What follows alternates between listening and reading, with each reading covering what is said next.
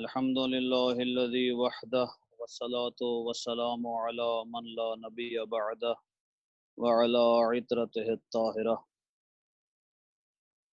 أما بعد فقد قال المعصوم عليه السلام شيعتنا كونوا لنا زينا ولا تكونوا علينا شينا.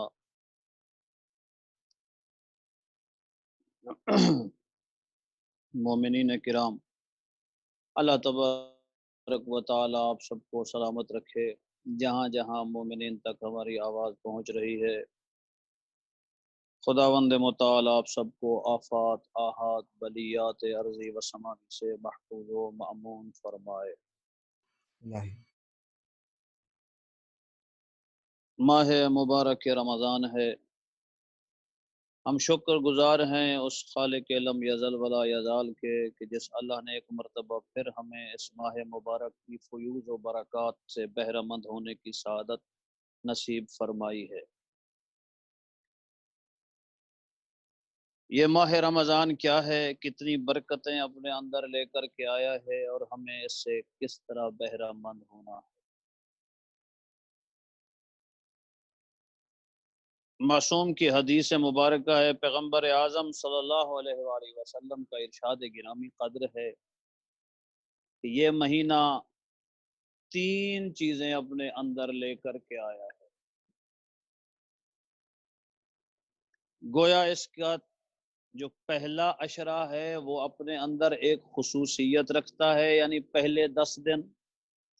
دوسرے جو 10 دن ہیں وہ اپنے اندر ایک الگ خصوصیت رکھتے ہیں، اور تیسرا جو عشرہ ہے، آخری 10 دن ہیں، وہ اپنے اندر اور خصوصیت رکھتے ہیں۔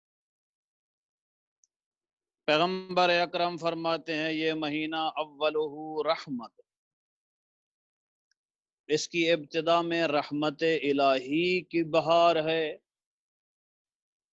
وَأَوْسَطُهُ مغفرتن، اور اس کا جو وسط ہے، درمیان والا عشرہ ہے، وہ اپنے اندر مغفرت لے کر کے آیا ہے۔ وَآخِرُهُ، اب اس کو سمجھنا ہے، اس جملے کو جو پیغمبر اعظم نے فرمایا کہ اس کا آخر، یعنی جو پہلے 10 دن میں رحمت الہی کا مورد قرار پا چکا ہو اور اللہ کی رحمت سمیٹ چکا ہوگا، تو جب دوسرا عشرہ شروع ہوگا تو اب یہ دوسرا عشرہ اس کے لیے مغفرت کا سبب ہو۔ پھر فرمایا جب وہ مغفرت حاصل کر چکا، اللہ تعالیٰ نے اس کی بخشش کر دی ہے، تو اب کیا ہوگا؟ وَآخِرُهُ، اور اس کا تیسرا عشرہ العتق من النار، جہنم کی آگ سے بخشش اور آزادی کا ذریعہ بن جائے گا۔ تو اس مہینے کی ابتدا میں کیا ہے؟ رحمت ہے، وسط میں مغفرت ہے، اور آخر میں اللہ تبارک و تعالی اس شخص کو جہنم کی آگ سے نجات عنایت فرمائے، آزاد کر دے۔ ہمارے ہاں ہوتا یہ ہے کہ ہماری مجالس جو ہیں وہ رسم تو ہیں، ہم سن لیتے ہیں، کسی نے ماہ رمضان کی فضیلت سنا دی، کسی نے ہمیں ہمارے اہل بیت اطہار ائمہ کی فضیلت سنا دی، ہم نے خوش ہو کے وہ سن لی۔ عمل پیرا نہ ہو سکنا ہماری سب سے بڑی مشکل ہے کہ ہم نے کرنا کیا ہے، ہماری ذمہ داری کیا ہے۔ یہ جو عقل سلیم ہمیں دیا ہے خدا نے، ہمارے اندر موجود ہے، یہ ہمیں بتاتا ہے کہ ذمہ داری کیا ہے، اس ذمہ داری کو سمجھنا ہے۔ ماہ رمضان آئے تو کیا ماہ رمضان میں مجھ جیسا کوئی طالب علم آئے، آ کر کے چند باتیں سنائے، وہ طالب علم خود بھی عمل نہ کرے اور آگے سننے والے بھی عمل نہ کرے، تو اس کا کوئی فائدہ نہیں ہے۔ یقیناً آپ لوگ ماشاءاللہ صاحب فہم و دانش، دنیا کے جس کونے میں جہاں بیٹھ کے اس طالب علم کی آواز سن رہے ہیں، آپ لوگ عمل پیرا بھی ہوں گے انشاءاللہ، اور خدا ہم سب کو عمل کرنے کی توفیق عنایت فرمائے۔ معصوم نے فرمایا اس مہینہ میں سب سے زیادہ جتنی تاکیدیں ہم تک پہنچی ہیں کہ ماہ رمضان میں ان چیزوں کا خیال رکھنا ہے، پیغمبر اکرم کا ایک فرمان ہے ماہ رمضان میں، اور باقی سفارشات اپنی جگہ، ایک خصوصی سفارش جو پیغمبر اکرم نے فرمائی ماہ رمضان میں، وہ کیا ہے؟ فرمایا سلو ارحامکم، اپنے احباب، اپنے رشتہ دار، اپنے اقارب، اپنے دوست، اپنے جتنے قریبی آپ کے خانوادہ سے ہیں یا فیملی سے ہٹ کر کے مومن ہے، جہاں تک آپ کی رسائی ہے، سب سے پہلے اپنے رشتہ دار ان سے صلہ رحمی کرو، مہر و محبت سے پیش آؤ۔ اب صلۃ الارحام کیا ہے کہ ماہ رمضان آیا، ہم دو چار رشتہ داروں کے ہاں چلے گئے، ان سے ہم نے مل لیا اور سلام دعا کر لی اور بس، فرمایا نہیں، سلو ارحامکم کا مطلب یہ ہے کہ آپ اگر وہاں بیٹھے ہیں، جس طرح ماشاءاللہ خدا آپ کو سلامت رکھے، آپ مومنین انگلینڈ میں بیٹھ کے، کونٹری میں بیٹھ کے، وہاں سے مجلس کا اہتمام کر کے مختلف علماء کرام، مولانا صاحبان کو دعوت دے رہے ہیں اور ان کی مجالس سن رہے ہیں اور عزاداری کی کوشش کر رہے ہیں، خدمت کر رہے ہیں، خدا آپ سب کو سلامت رکھے۔ مجھ جیسے طالب علم کو بھی آپ نے حکم کیا کہ جی ہمیں مجلس سنائیں، تو جو پیغام معصوم آپ تک وہاں پہنچ رہا ہے، آپ وہاں رہتے ہیں، تو پیچھے جو آپ کے رشتہ دار یہاں رہتے ہیں یا وہیں انگلینڈ میں رہتے ہیں، صلۃ الارحام کیا کرنا ہے؟ معصوم نے فرمایا جس کی جو ضرورت ہے اور تو پوری کر سکتا ہے، اس مومن تک پہنچ کے اس کی اس ضرورت کو پورا کرے، یہ ہے صلہ رحمی۔ صلۃ الارحام فقط یہ نہیں ہے کہ آپ نے کسی سے مل لیا، صلۃ الارحام یہ ہے کہ جس مومن کی جو احتیاج ہے، اگر کسی کی مالی مشکل ہے تو جتنا حل کر سکتا ہے وہ حل کر دو، اگر کسی کا کوئی کام رکا ہوا ہے، اگر آپ لوگ وہ کام اس کا حل کرا سکتے ہیں تو وہ کرائیے۔ تو یہ ہے صلۃ اللہ اس ماہ مبارک رمضان میں، اور اس مہینے میں علی کے ماننے والوں، میرے مولا علی کے جو فرامین ہیں، ابھی مجھے مولا کے فرامین کے بارے میں چند باتیں کرنی ہیں، یہ ایک بات تمہیدن آ گئی ابتدا میں تو میں کر دوں کہ اے مومنین، اے مسلمین، جہاں جہاں تک یہ آواز میری پہنچ رہی ہے اور آپ سن رہے ہیں، ماہ مبارک رمضان میں جو نیک عمل آپ عام زندگی میں انجام دیتے تھے اور اس کا ثواب ایک گنا تھا، معصوم نے فرمایا اس ماہ مبارک رمضان کی برکت یہ ہے کہ وہی عمل آپ یہ جب اس ماہ رمضان میں انجام دیں گے تو 2 لاکھ گنا اس کا ثواب بڑھ جاتا ہے۔ یعنی اگر آپ صدقہ دیتے تھے عام دنوں میں تو اس کا ثواب اپنی جگہ، ماہ رمضان میں اسی کا ثواب 2 لاکھ گنا۔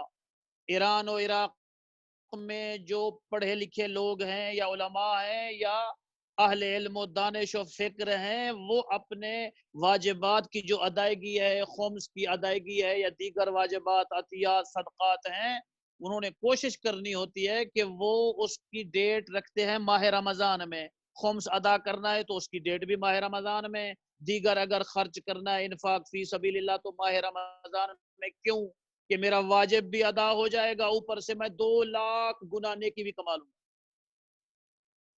تو اب یہ وعدہ کسی مجھ جیسے مولوی کا نہیں ہے کہ جو بھول جائے، یہ اللہ کا وعدہ ہے کہ تو اگر ماہ رمضان میں اس مہینے میں خرچ کرے گا تو میں 2 لاکھ گنا تجھے اس کا اجر دوں گا زیادہ۔ تو اسی لیے کسی کو افطاری کرنا اب یہ نہیں ہے کہ کوئی اہتمام کرو، کسی کو افطاری کراتے آپ کھجور کے ایک دانہ کے ساتھ، کسی کو آپ نمک کے ساتھ افطاری کرا دیتے ہو تو 2 لاکھ گنا اس کا ثواب بڑھ جاتا ہے۔ پیغمبر اکرم فرماتے ہیں اعطیت امتی فی شہر رمضان، اس ماہ مبارک رمضان میں اللہ تعالی نے میری امت کو، اعطیت امتی فی شہر رمضان خمسا لم تعطہن نبی قبلی، 5 ایسی چیزیں عنایت فرمائی ہیں، پیغمبر فرماتے ہیں میری امت کو جو مجھ سے پہلے کسی امت کو نہیں۔ اذا دخل اول لیلۃ من شہر رمضان، جب ماہ مبارک رمضان کی پہلی رات شروع ہوتی ہے، نظر اللہ علیہم، پیغمبر اکرم فرماتے ہیں میری امت کے مومن و مسلم پر، روزے دار پر اللہ نظر کرتا ہے۔ اب آپ لوگ سوچیں گے کہ نظر کرنا تو یہ تو کوئی بہت بڑی بات نہیں ہے، تو اتنی بڑی خصوصیت کیا ہے؟ نظر تو اللہ ویسے بھی کرتا ہے، نہیں، قرآن مجید میں 2 لفظ استعمال ہوئے ہیں، ایک ہے یرا، وہ بھی دیکھنا، علم یعلم بان اللہ یرا، ایک آیت ہے یہ کیا تو نہیں جانتا کہ اللہ دیکھ رہا ہے، اور دوسرا افلا ینظرو، کیا وہ نہیں دیکھتے، الل ابل کیف خلقت، کہ اس نے ابل کو کیسے خلق کیا. تو نظر کرنا بھی دیکھنا، یرا رؤیت بھی دیکھنا. تو معصوم نے نہیں کہا کہ خدا ان دنوں میں میرے مومنین کو، امت کے روزے دار کو دیکھتا ہے، فرمایا نظر کرتا ہے. یرا سے نہیں کہا، ینظر سے کہا. نظر اللہ، اللہ نظر فرماتا ہے. تو نظر کیا ہے؟ جب آپ بازار میں کچھ لینے جاتے ہیں، ایک ہے آپ بازار میں گھومتے جاتے ہیں، شاپنگ کے لیے گئے ہیں، سب چیزیں دیکھتے جا رہے ہیں پڑی ہوئی ہے مارکیٹ میں. جب کسی چیز کو خریدنے لگتے ہیں تو پھر آپ صرف دیکھتے نہیں ہیں، آپ دیکھنا کیا ہوتا ہے، نظر کرتے ہیں، اس کو برانداز کرتے ہیں، پرکھتے ہیں، دیکھتے ہیں، جانچتے ہیں، اس کی کوالٹی کو دیکھتے ہیں، اس کی ایکسپائری ڈیٹ کو دیکھتے ہیں، اس کی خصوصیات کو، اس کی انگریڈینٹس کو دیکھتے ہیں. اس میں کیا کیا ہے، کتنی اس کی ڈیٹ ہے، کیا خصوصیت ہے، کیا فوائد ہیں، کیا نقصان ہے. یعنی برانداز کرتے ہیں. جب آپ دقت کرتے ہیں، نظر عمیق سے اور انیق سے دیکھتے ہیں، غور سے دیکھتے ہیں، اس کو کہتے ہیں نظر کرنا. تو گویا معصوم فرماتے ہیں ماہ مبارک رمضان میں اللہ تبارک و تعالی میری امت کے روزے دار اور مومن کو نظر خاص سے رحمت کا مورد قرار دیتا ہے، جو فقط اور فقط میری امت کا روزے دار. تو اللہ تعالیٰ کی نظر عنایت ہوتی. اللہ اکبر. جہاں جہاں تک آپ تک آواز پہنچ رہی ہے، ایک صلوات پڑھ لیجیے. اللہم صلی علی محمد و آل محمد. اور دوسرا کیا فرمایا، دوسری عنایت کیا ہے، بِأَنَّ خلوف افواہہم، کہ روزے دار جب سانس لیتا ہے، اللہ اکبر، بِأَنَّ خلوف افواہہم، روزے دار کے منہ کی مہک، سانسوں کی مہک، جسے ہم کہتے ہیں جی یہ فاؤل سمیلنگ ہے، یہ بدبودار ہوا ہے. معصوم نے فرمایا روزے دار میری امت کا جب سانس لیتا ہے، اللہ اکبر، اور اس کی سانسوں کی جو مہک ہے، اطیب عند اللہ من ریح المسک، کائنات عالم میں سب سے زیادہ اچھی خوشبو ہوتی ہے مشک کی. پیغمبر فرماتے ہیں اس مشک سے بھی زیادہ خدا اس کی اہمیت اپنے حساب میں رکھتا ہے، اور خدا کو اتنا محبوب. تیسری کیا عظمت جو ماہ رمضان میں دی ہے، فرمایا میری امت کو کہ خدا جنت کو، ان اللہ یامر جنتہ، خدا اپنی جنت کو حکم دیتا ہے، ان استغفری وتزینی لعبادی، خدا جنت کو کہتا ہے استغفار کی تسبیح تو پڑھ میرے مومن کے لیے. اس کی گہرائی کو اب میں کیسے اس کو پتہ نہیں اس کی وضاحت کروں، آپ کے سامنے پیش کروں کہ جنت میں استغفار کرنے والے جاتے ہیں نا. ہم نیکی کرتے ہیں کہ جنت میں جائیں، عبادت کرتے ہیں جنت میں جائیں، ہم عزاداری کرتے ہیں جنت میں جائیں، عبادات، نماز، تہجد، تسبیحات سب کچھ پڑھتے ہیں کہ ہمیں جنت میں جانا ہے. اب یہ سب کچھ ہم پڑھتے ہیں جنت میں جانے کے لیے، اور پیغمبر اعظم اسلام کیا فرما رہے ہیں کہ اللہ تبارک و تعالی استغفار کر کے جس جنت میں جانا ہوتا ہے اسی جنت کو کہتا ہے تو اس کے لیے استغفار کر. اب جنت آپ روزے داروں کے لیے استغفار کر رہی ہے، اور استغفر اللہ ربی و اتوب الیہ کی تسبیح پڑھ رہی ہے جنت. اللہ اکبر. جو تمام عبادت گزاروں اور نیک لوگوں کا مقام ہے اور مقصود و مطلوب ہے وہاں تک رسائی اور پہنچنا، جس استغفار کے ذریعے آپ نے جنت تک جانا ہوتا ہے وہی جنت آپ کے لیے استغفار کرتی ہے. اور خدا فرماتا ہے صرف استغفار نہیں، وتزینی، اپنے آپ کو آراستہ و پیراستہ و مزین کرو، سجاؤ میرے روزے دار کے لیے جس نے آ کے تجھ میں رہنا ہے. اللہ اکبر. یہ فقط امت مصطفیٰ کے روزے دار کے لیے خدا نے قرار دیا. فرمایا ان الملائکہ تستغفر، ملائکہ استغفار کرتے ہیں روزے دار کے لیے، اس کے لیے دعا کرتے ہیں. اللہ اکبر. اور جب آخر ماہ مبارک رمضان آتا ہے تو پھر خداوند متعال آخری چیز اور پانچویں کیا فرمایا، فرمایا ملائکہ کو حکم دیتا ہے اور کائنات کے ذرے ذرے کو کہ اب آپ نے ہر گھڑی، ہر آن، ہر لحظہ اس مومن کے حق میں دعا خیر کرنی ہے اور استغفار کرنی. شرفا، یہ ماہ رمضان میں آپ کو خدا نے جو تحفہ دیا وہ اس ماہ رمضان کو ضائع مت کیجیے۔ علی ابن ابی طالب کی شہادت سننے آئے ہو نا آپ لوگ، میرے مولا علی کی جس کی شہادت سننے آئے ہو، اس علی کے کلام کو دیکھو، اس علی کی زندگی کو دیکھو کہ ہم نے علی کی زندگی سے کیا حاصل کیا ہے۔ علی وہ ہے جس کے کلام معجزہ، جس کی تحریر معجزہ، جس کی زندگی کا ہر عمل معجزہ، ہر فعل معجزہ۔ یہ مجلس سن رہے ہو نا، میرے مولا علی کی بھی مجالس ہیں، نہج البلاغہ مجالس ہیں علی کی۔ معصوم فرماتے ہیں کہ نہج البلاغہ کو عام نگاہوں سے نہ دیکھو، اس میں کچھ مولا کے لیکچرز ہیں۔ نہج البلاغہ کے 3 حصے ہیں۔ ایک حصے ہیں خطبات، خطبات جنہیں کہتے ہیں لیکچرز، تقاریر میرے مولا، وہ کتنے ہیں؟ 240 240 ہیں تقاریر میرے مولا علی کی۔ اسی علی ابن ابی طالب کے معجزہ میں، جسے ہم کلام علی کہتے ہیں، اس کا دوسرا حصہ کیا ہے؟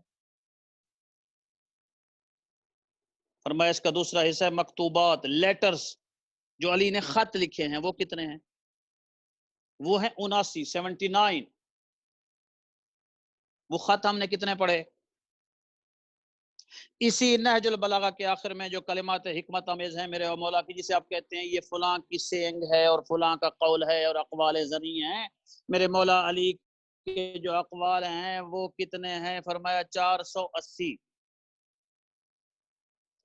علی کی تقاریر نہج البلاغہ میں تقریریں ہیں 240۔ علی کے لیٹرز ہیں جو مولا نے لکھے ہیں مختلف لوگوں کو، وہ ہیں 79۔ میرے مولا علی کے حکمت آمیز کلمات اور سینگز وہ ہیں 480۔ ہم نے 240 تقریروں میں سے 40 تقریروں میں سے علی کی کون سی تقریر کتنی پڑھی اور کتنی سمجھی؟ ایک طالب علم اور مولوی کی مجلس اتنے دور سے پاکستان سے بیٹھ کے انگلینڈ میں سننے والے مومنین، ذرا سوچئے تو صحیح، آپ نے علی کی مجلسیں کتنی سنی اور کتنا غور کیا؟ 240 تقریریں علی کی اپنی جگہ، 79 خطوط علی کے اپنی جگہ، 480 میرے مولا کے حکمت آمیز کلمات اپنی جگہ۔ میرا آپ سے سوال ہے، کیا اگر ہم یہ 240 علی کی تقریریں پڑھ لیتے، سمجھ لیتے، اور ہم وہ 79 لیٹرز علی کے پڑھ لیتے، سمجھ لیتے، اور وہ 480 کلمات قصار علی کے پڑھ لیتے اور سمجھ لیتے، تو کیا ہم سب نے مولا کے تمام خطبے اور کلام کو پڑھ لیا تھا؟ نہیں۔ باوجود ان سب کے پڑھنے کے، نہج البلاغہ کے پڑھ لینے کے، 180 سال بعد نہج البلاغہ کے ایک اور کتاب آئی ہے جس کا نام ہے غرر الحکم۔ اس اکیلی کتاب میں میرے مولا کے 11,000 فرامین ہیں۔ تو ہم نے تو نہج البلاغہ کو ابھی نہیں دیکھا، تو وہ 11,000 فرامین علی کے ہم کیسے پڑھیں گے؟ ایک صلوات پڑھ لیں جہاں جہاں ہیں میرے مولا علی ابن ابی طالب کی عظمت پہ، اللہم صلی علی محمد وآل محمد۔ تو لہٰذا جب ہم نے علی ابن ابی طالب کی کوئی ایک مجلس بھی یاد نہیں کی، علی کا کوئی ایک لیٹر اور میسج بھی یاد نہیں کیا، علی ابن ابی طالب کی سینگ بھی ہمیں پتہ نہیں ہے، تو کیا 19 21 20 کو ہم نے شہادت کی مجلس سن لی، پڑھ لی، تو لہذا ہماری ذمہ داری مکمل ہو گئی؟ علی نے زندگی گزارنے کے طریقے بتائے نہج البلاغہ میں، خط لکھ لکھ کے۔ تو کس کے لیے کہہ گئے میرے مولا علی؟ یہ علی کے لیکچرز، یہ علی کے خطوط، یہ علی کی سینگ، یہ 11,000 علی ابن ابی طالب کا فرمان، یہ آپ کے پہلے امام کے 240 تقریریں ہیں، 79 لیٹرز ہیں، 480 سینگز ہیں، اور اس کے علاوہ 11,000 فرامین ہیں آپ کے پہلے امام کے۔ تو مجھے بتائیے کہ پہلے امام کے کتنے فرامین ہم پڑھ چکے ہیں؟ باقی 11 کے تو ابھی رہتے ہیں۔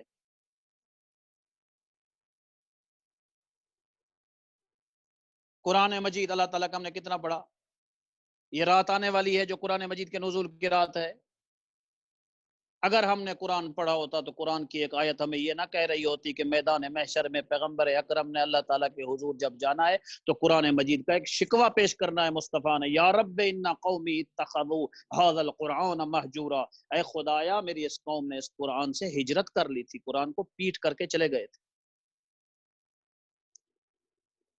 تو اندازہ کرو لوگوں نے تو ہمارے گناہوں کی جنس کے ساتھ ہم نے زیادتی کوئی کی ہوگی، شکایت کرنی ہے تو کرنی ہے اپنی جگہ، جو قرآن خود ہماری شکایت وہاں کر رہا ہوگا، اور پیغمبر اکرم قرآن مجید کے وکیل بن کے ہماری شکایت کر رہے ہوں گے۔ مہجور و مظلوم کتاب ہے قرآن کے، جس سے تم نے ہجرت کر لی، میری قوم نے اس سے ہجرت کر لی تھی۔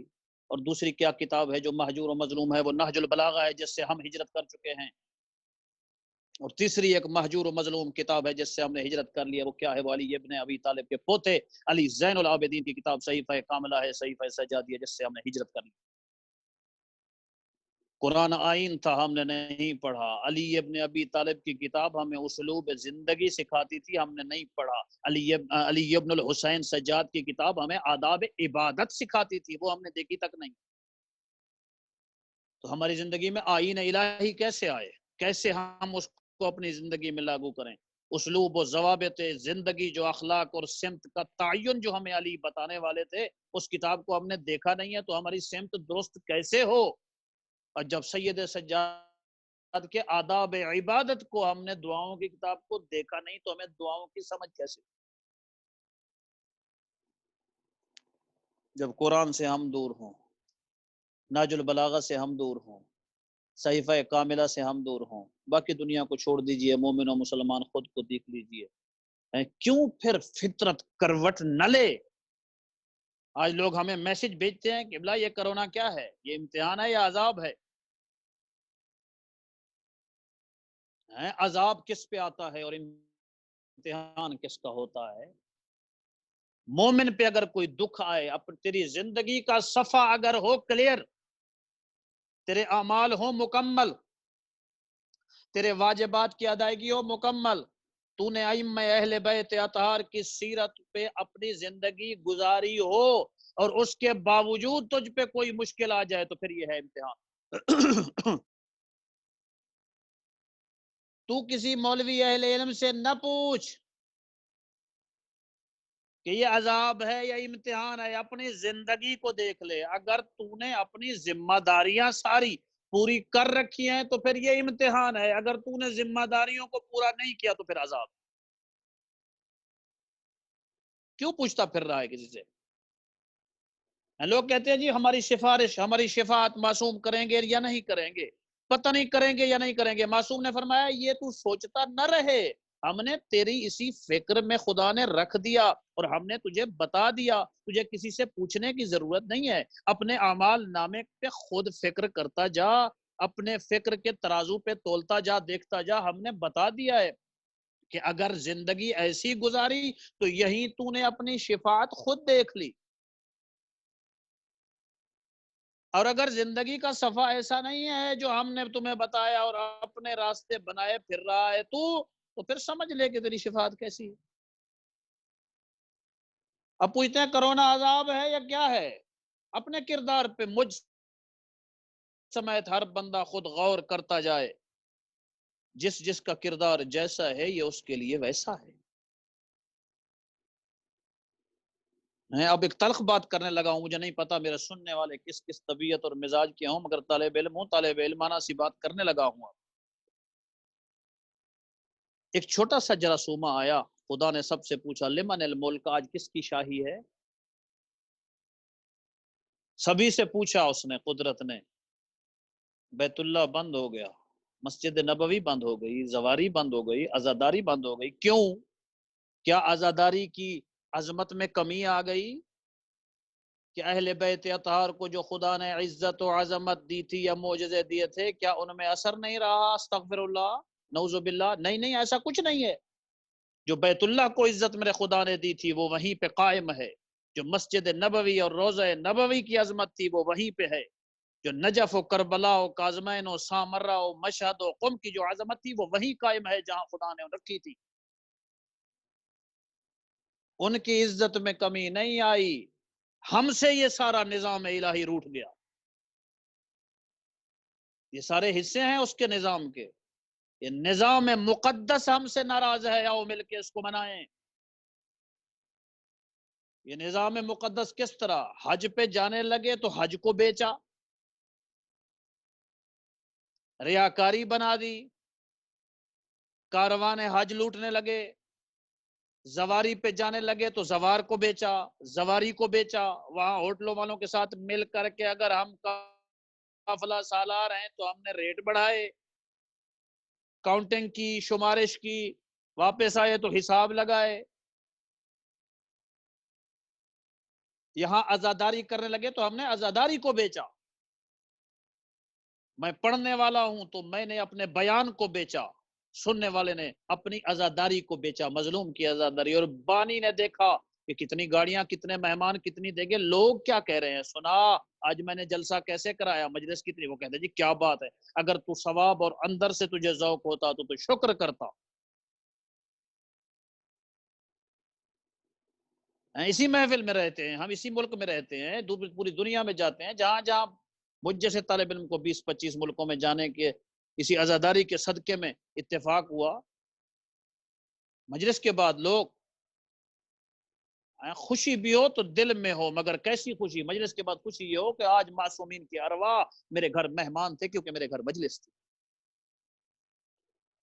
شکر کرنا چاہیے تھا، یہ نہیں کہ میں نے اتنا خرچ کیا، فلاں نے اتنا کیا تھا، میں نے اتنا خرچ کیا، لوگ میری واہ واہ کر رہے ہیں۔ اگر تو نے واہ واہ کے لیے کیا تھا تو پھر آج یہی ہونا ہے، عزادار یہ شبیر کو بیچ نہیں، عزادار بن۔ اور سننے والا مومن صرف نہیں، ہم پڑھنے والے ہم بھی ذمہ داری رکھتے ہیں، ہمارے منہ سے کیا بات نکلے، ہم بہتی گنگا کا حصہ بن جاتے ہیں کہ واہ واہ کتنی ہوئی، مجلس ایسی پڑھوں کہ آنے والے کئی سالوں تک یاد رہے، کڑوی بات نہ کروں، نماز، روزے، حج، زکوٰۃ، خمس کا مومنین کو کہوں گا، بچوں کی تربیت کا کہوں گا تو پھر بلائیں گے نہیں۔ اخلاص سے عمل ہوتا۔ یہ کس کی باتیں بتا رہا ہوں؟ میرے مولا علی ابن ابی طالب کی، وہ علی جس کا کلام معجزہ، جس کا عمل معجزہ، جس کا وجود معجزہ۔ علی تو وہ ہے، میرے دادا آیت اللہ قبلہ محمد یار شاہ استاد العلماء فرمایا کرتے تھے، علی ابن ابی طالب وہ ہے جس جنگ میں علی حاضر، فتح و نصرت حاضر ہے۔ میرے مولا علی کی شان میں قبلہ کا ایک جملہ ہے، اب میں وہ کہہ دوں فضائل کا جملہ، وہ فرمایا کرتے تھے، ہر کسی کو نہ ملایا کر علی کے ساتھ، ہر کسی کا تقابل علی سے مت کرو۔ جب علی کی اپنی ماں کے با فضیلت بیٹے علی جیسے نہ بن سکے تو کسی کی ماں کے بے فضیلت بیٹے کیسے علی کے برابر ہو سکتے ہیں؟ لوگ کہتے ہیں مولانا تبلیغی مجالس پڑھتے ہیں، آپ فضائل پڑھیے، فضائل علی کی عبادت، علی کی فضیلت ہے، علی کی عظمت، علی کی فضیلت ہے۔ علی کی فضیلت تو ایک ایسا سمندر ہے جس کا کنارہ مجھ جیسے جاہل کے اختیار میں نہیں کہ ڈھونڈ سکے یا بتا سکے، مگر اس علی کی زندگی سے کچھ لو تو صحیح۔ اتنا بڑا علی جس کو اس علی الاعلیٰ نے اتنی بڑی عزت دی، وہ علی تجھ سے کچھ چاہتا تھا، جو جو چاہتا تھا، کتنا اس کی چاہت کو تو نے پورا کیا۔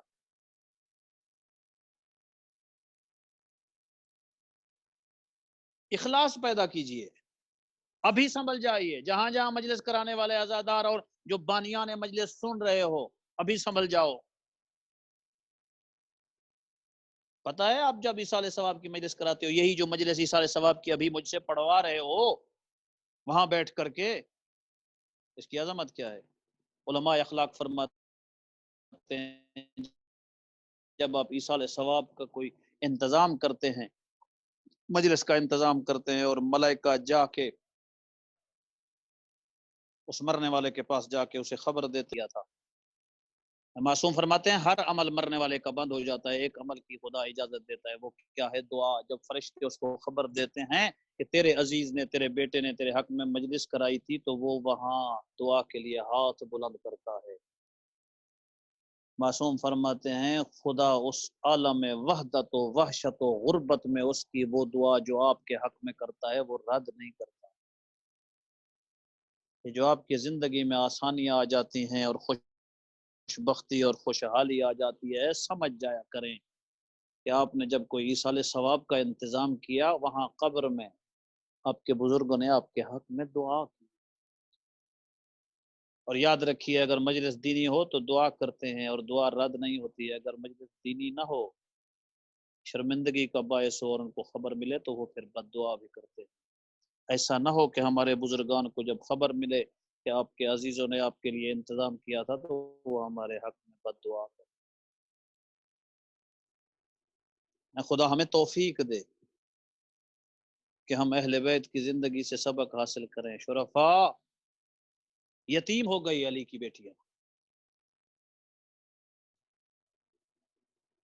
اجڑ گیا گھر زہرا کا۔ مصائب کی شب ہے، آپ نے سنا ہوگا، آپ نے شب ضربت بھی مصائب سنا ہوگا میرے مولا علی کا۔ اے مومنین، اے عزادارو، اللہ اکبر، اول المظلومین لقب ہے میرے مولا علی کا۔ دنیا کہتی ہے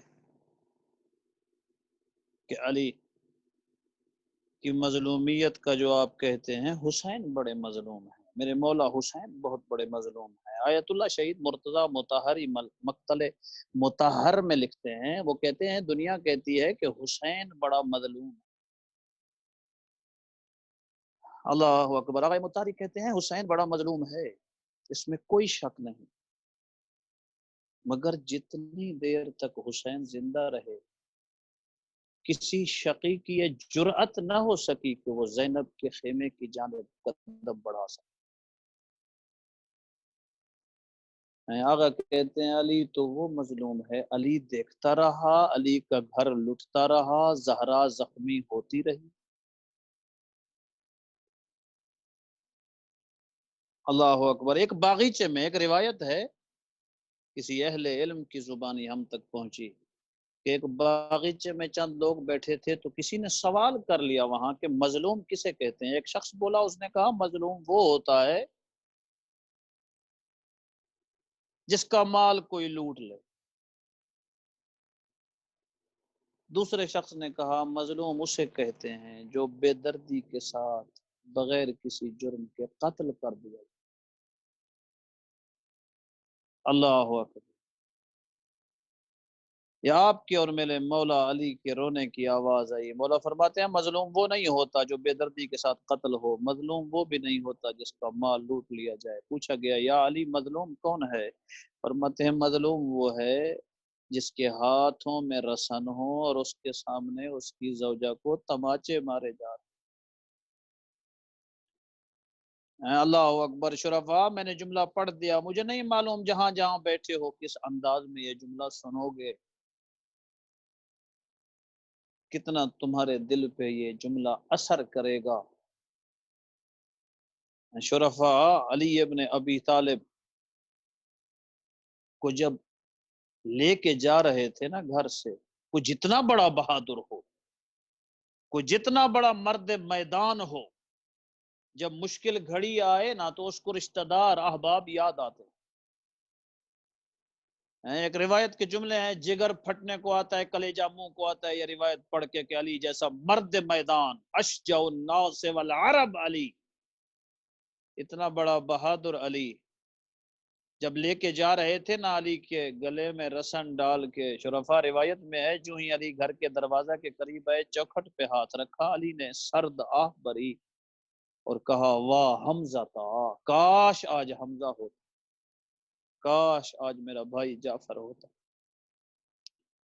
ہے اللہ اکبر۔ ہے عزاداران مظلوم، جب آئے ہیں نا مسجد میں میرے مولا علی، یتیم پرور علی، دنیا کا غمخوار علی، فقیروں کا ملجا و مأوى علی، جب مسجد میں آئے ہیں نا میرے مولا علی،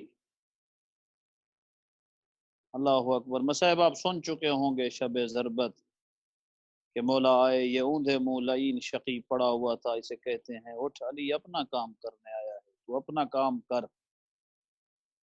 اللہ اکبر۔ یہ جملے تو پڑھ دیے جاتے ہیں، اصل جو روایت ہے مولا نے وہاں آ کے اس کی تربیت کی ہے، جو قاتل کی تربیت کرے اسے علی ابن ابی طالب کہتے ہیں۔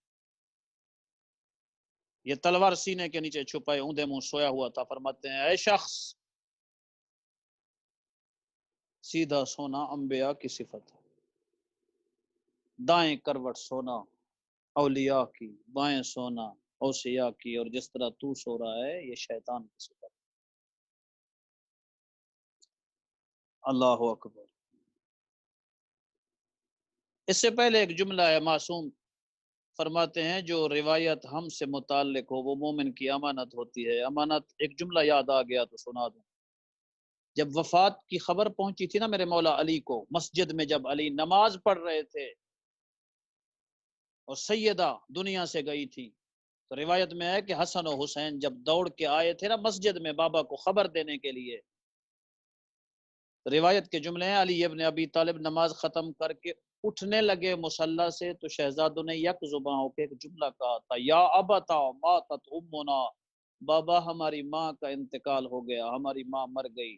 فوقع علی علی وجہہ، منہ کے بل گرا تھا علی اور ایک جملہ کہا وہاں، بمن العزا یا بنت محمد، فاطمہ اس ناسازگار ماحول میں مجھے تنہا چھوڑ گئی ہو، تیرے بعد علی کسے اپنے دکھ سنائے۔ تو عرض کر رہا تھا جب مسجد میں آئے میرے مولا علی، عزاداران مظلوم، ویسے تو تین تعبیریں ہیں روایت میں، پہلی ہے کہ ابھی مولا پہلے سجدے میں تھے، ایک روایت ہے رکوع میں گئے علی، اس نے پہلی ضرب ماری، سجدے میں تھے، کہ اس شقی نے دوسری ضرب ماری۔ اب میرا کہہ دینا آسان ہے، اے مومن، اے عزادار، تو کہیں بیٹھ کے سن رہا ہو، چاہے کتنے فاصلے پہ ہو، جملوں پہ غور کرنا کہ کس کی یتیمی پڑھنے لگا ہوں میں۔ جب ضرب لگی ہے نا علی کو، تو اب ایک مرثیہ ہے، عزادار جو کسی ذاکر کا بند نہیں، کسی شاعر کا شعر نہیں، یہ نوحہ پڑھا ہے جبرائیل امین نے۔ اللہ لقد تہدمت واللہ ارکان الہدی، قد قتل ابن عم المصطفیٰ، جبرائیل کہتے ہیں لوگوں ہدایت کے ارکان منہدم ہو گئے،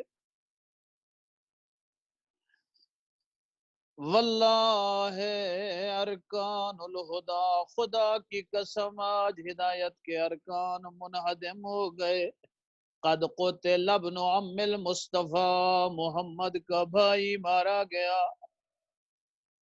اے شریف عزادار جہاں بیٹھا تو سن رہا ہے، میں نے جملہ پڑھ دیا، میرا پڑھنا آسان، تیرا سننا آسان۔ روایت کہتی ہے کوفہ کی ہر گلی میں کسی خاتون نے زوجہ نے شوہر کو جگایا، ماں نے بیٹے کو جگایا، بہن نے بھائی کو جگایا، جاگو کوئی نوحہ پڑھ رہا ہے کہ علی مارے گئے۔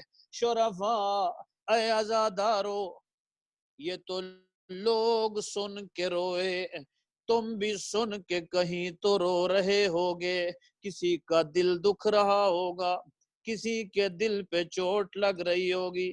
میں کہتا ہوں اب تم مجھے بتاؤ، یہی آواز علی کی بیٹی زینب نے بھی سنی ہوگی۔ اجرکم علی اللہ، جب علی کی بیٹیوں نے آواز سنی شرفا، تو تب کون سی قیامت گزر گئی زینب کے دل پہ۔ اللہ اکبر۔ حسن مجتبیٰ نے بابا کا سر گود میں لیا، آل محمد کے گھر کا درس کیا ہے، سیرت کیا ہے، انداز کیا ہے۔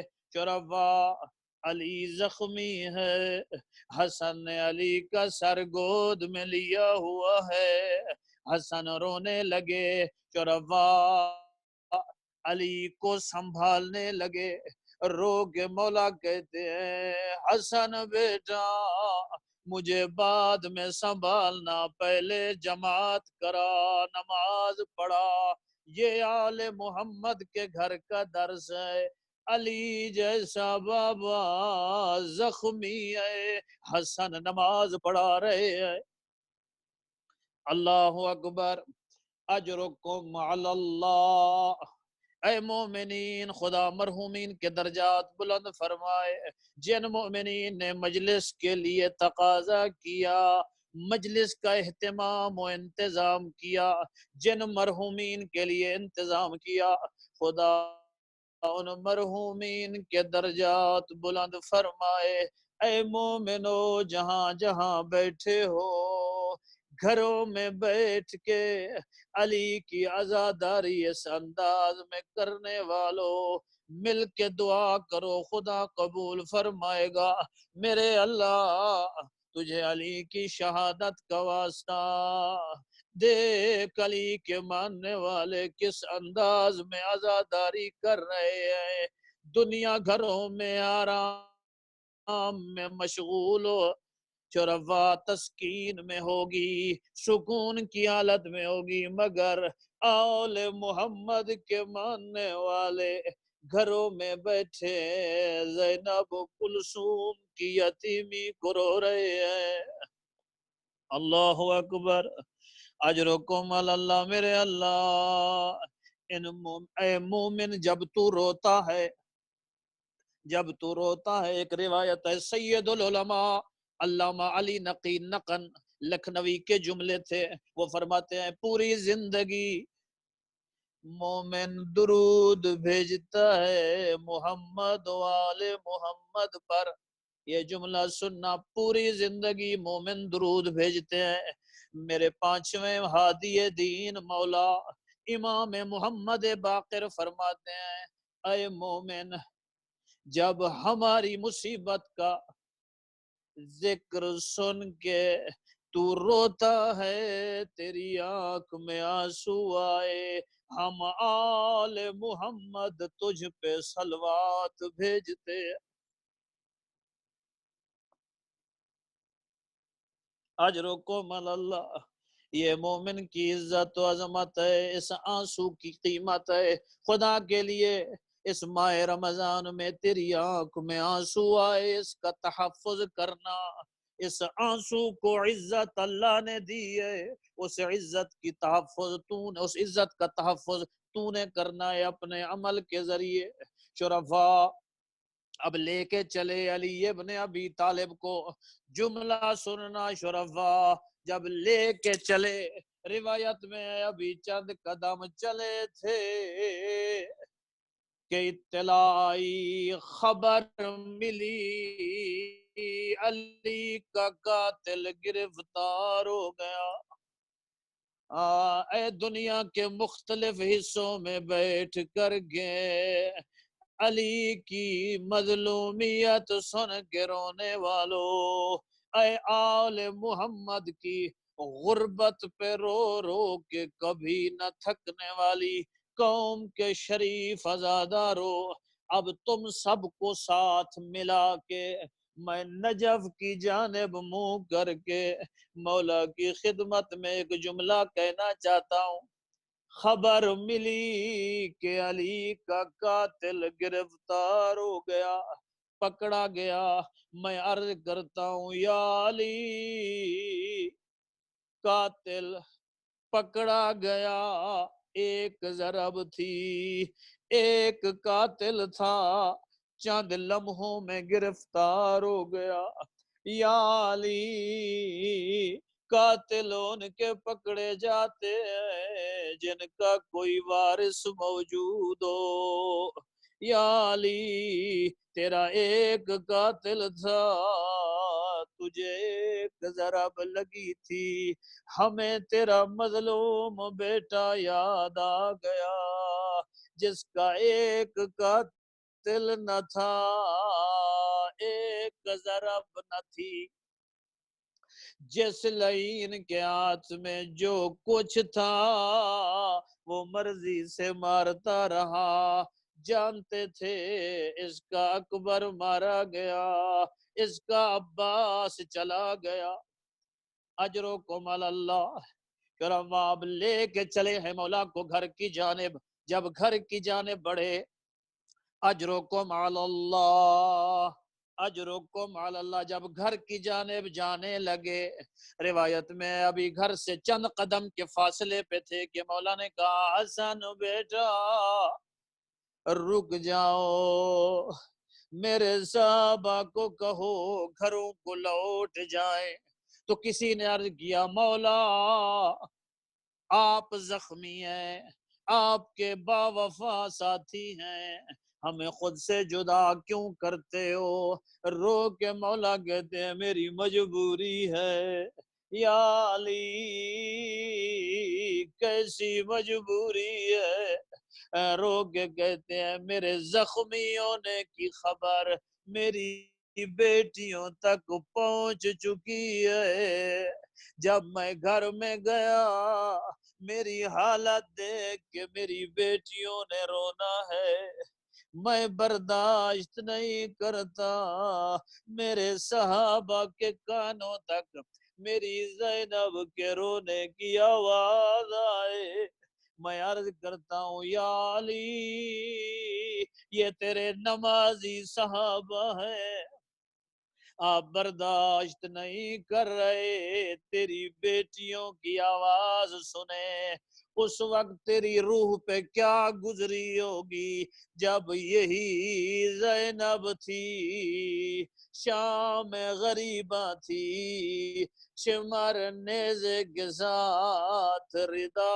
اتار رہا تھا، یہی زینب تھی بازاروں میں بے مقنع چادر، کبھی کسی بازار میں کبھی کسی دربار میں کہتی تھی مجھے چادر دو، میں علی کی بیٹی ہوں، اجرکم علی اللہ۔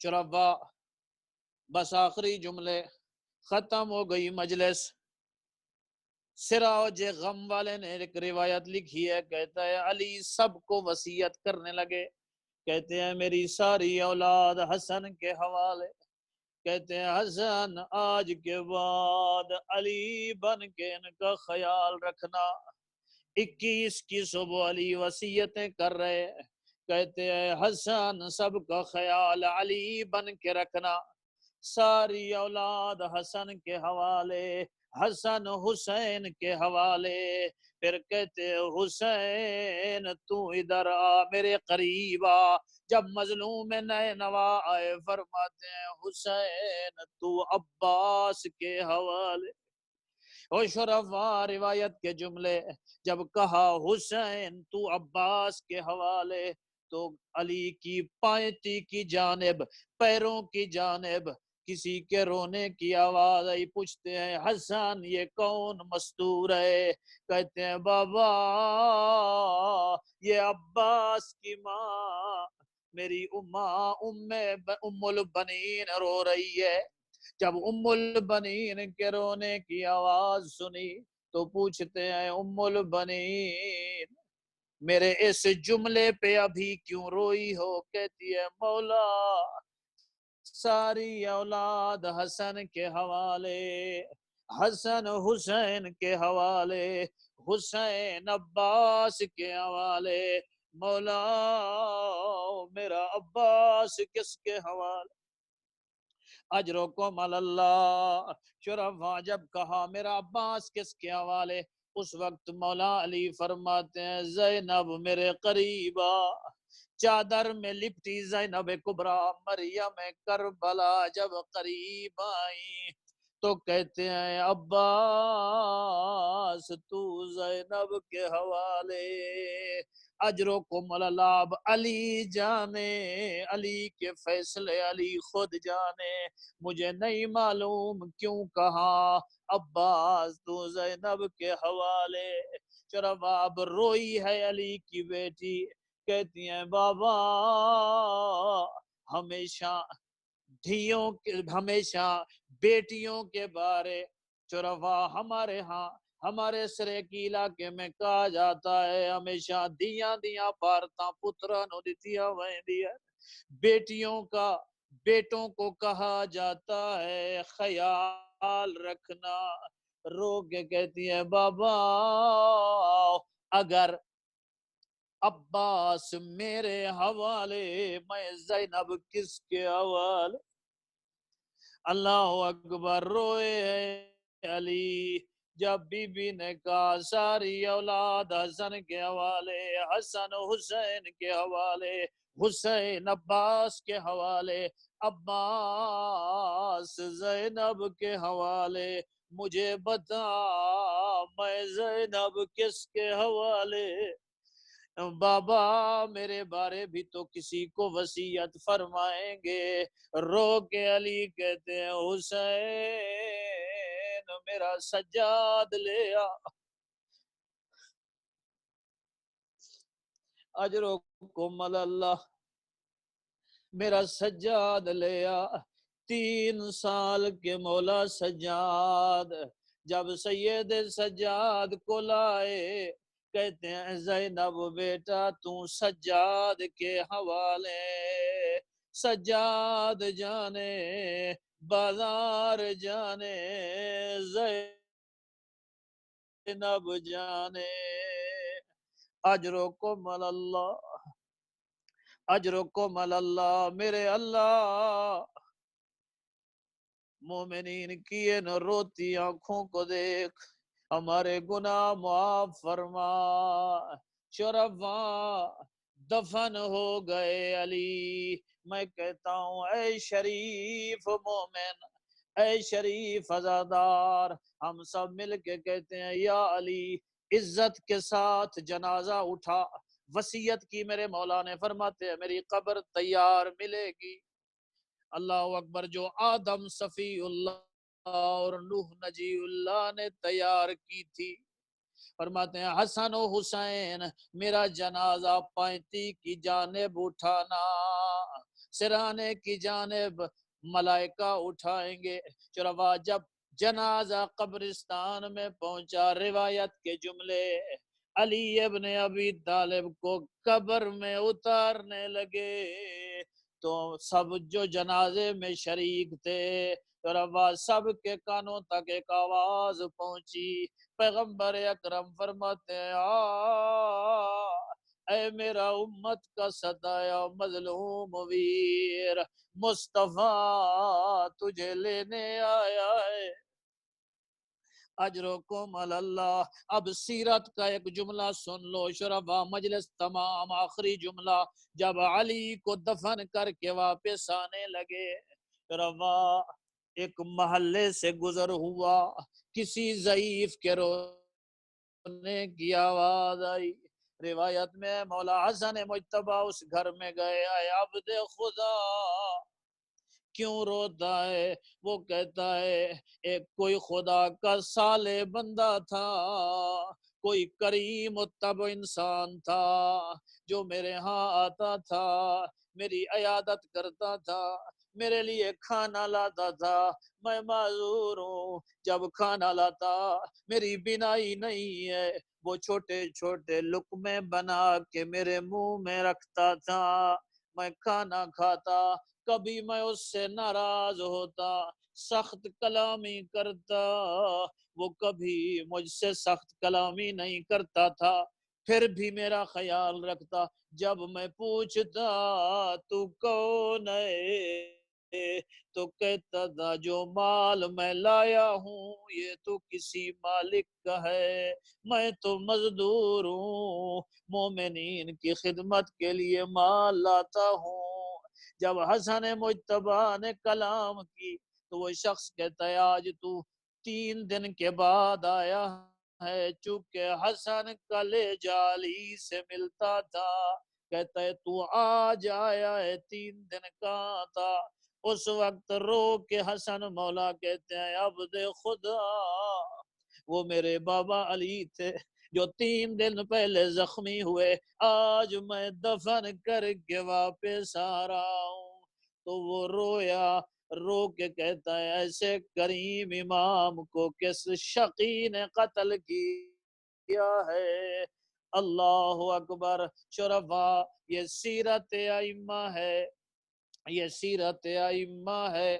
خداوند متعال ہم سب کو علی کی بیٹیوں کی یتیمی کے صدقہ میں آفات آہات بلیات سے محفوظ و مامون فرما. مل کر کے دعا کرتے ہیں شرفا. روتی آنکھوں کے ساتھ دعا کرو. الہنا و خالقنا فانظر الینا نظرت الرحیمہ. میرے اللہ ہمارے حال پہ رحم فرما. الہ العالمین ہمیں اپنے امور میں عدل قائم کرنے کی توفیق مرحمت فرما. الہ العالمین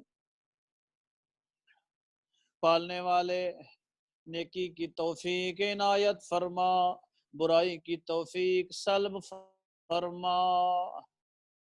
تمام مومنین جہاں جہاں آباد ہیں، خصوصاً مومنین و مسلمین، بالعموم تمام مخلوقات کو آفات آہات بلیات ارضی و سماوی سے محفوظ فرما. الہی محمد و آل محمد کی عظمت کا واسطہ پالنے والے جن مومنین نے ہمارے ذمہ دعائیں لگائی ہیں مستجاب فرما. بیماروں کو شفا عنایت فرما. الہ العالمین مومنین کے رزق مال جان صحت میں برکت عنایت فرما. مومنین کو اولاد کی خوشیاں نصیب فرما. بے اولادوں کو اولاد عنایت فرما. ماہ رمضان کی برکتوں اور فیوز سے ہمیں بہرہ مند فرما. الہ العالمین گناہ معاف فرما. الہ العالمین گزشتگان مومنین کے درجات بلند فرما. جس طرح اس سال ہمیں توفیق دی کہ ماہ مبارک رمضان سے بہرہ مند ہوں، الہ العالمین آئندہ ماہ مبارک کی سعادتیں ہمیں نصیب فرما.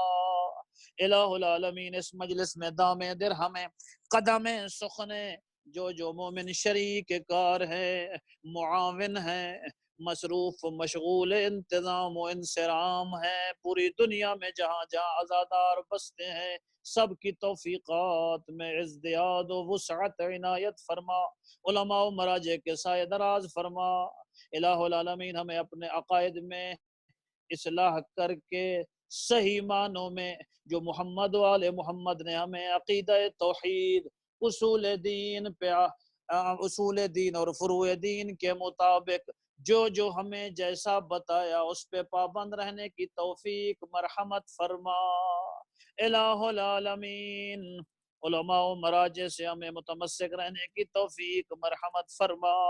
محبت اہل بیت کو، عزاداری سید الشہداء کو ہمارے لیے ذخیرہ آخرت قرار دے.